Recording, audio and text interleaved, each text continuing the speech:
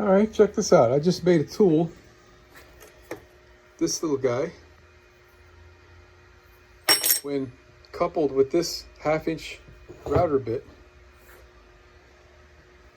I can make a cut setting, this is my little test piece here.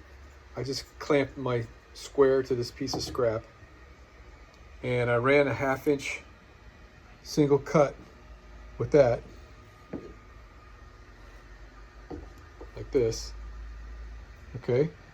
And then I placed this tool that I made on my router base and made a second cut.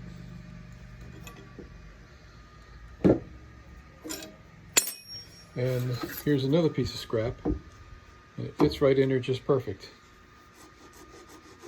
So I'll be able to make all my cuts perfect every time, perfect width every time, to match whatever this piece is anyway, which should be consistent, I would hope. And I don't have to reset to cut the other side. It'll be a single pass, single set with 2 passes. All right, man, check it out. This works great, man. So I made this, and this is where I set my straight edge to, and it matches the distance from the edge of my router to the bit.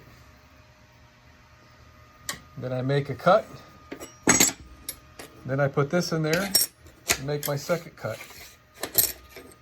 Makes easy work out of a real pain, and this fits wonderfully.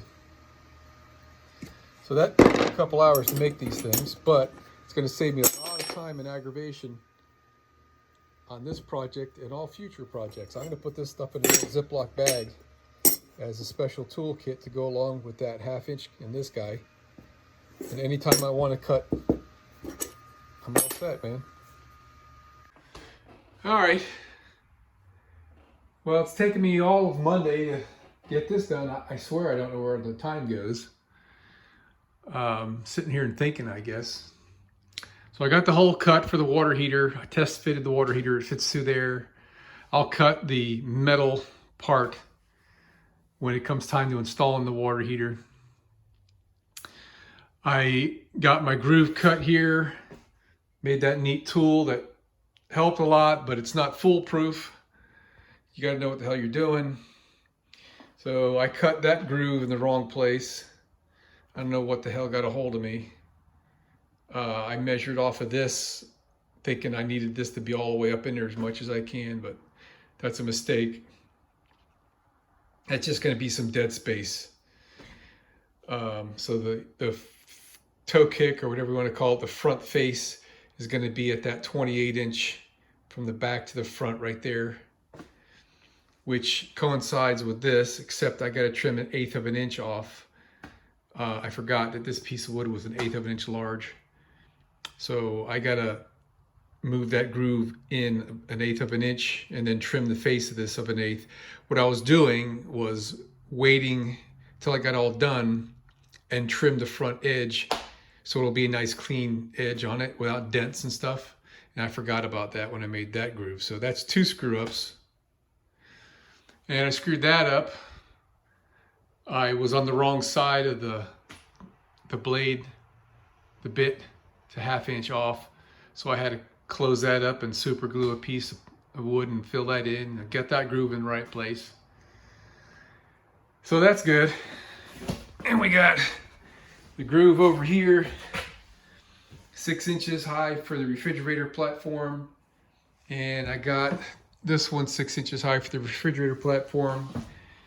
That looks good, although I don't know how that's going to pan out because the deck has got to come out further than the cabinet by a few inches.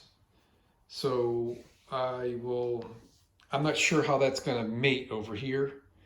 I guess technically that should have had a little piece on the front of it, which maybe I'll add, but it's kind of hard to tell what's going on until you start putting it together. I trimmed the top of that off about 1/16 of an inch, so now it fits in there loosely. I had to stick a piece of cardboard in there to hold temporary here so I can eyeball what's going on.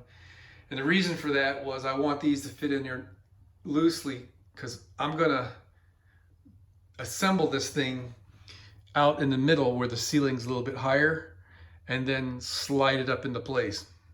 And I don't want to be fighting with the binding on the ceiling.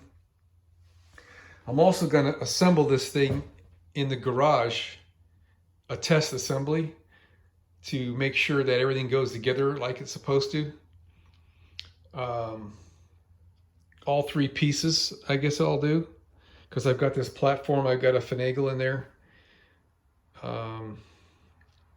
And then once I'm sure everything is right in the garage, then I'll bring it in here and I'll assemble it with glue. And that'll keep me from having a squeaky, creaky thing. So, hey, we had a couple of goof ups, but, you know, we survived it.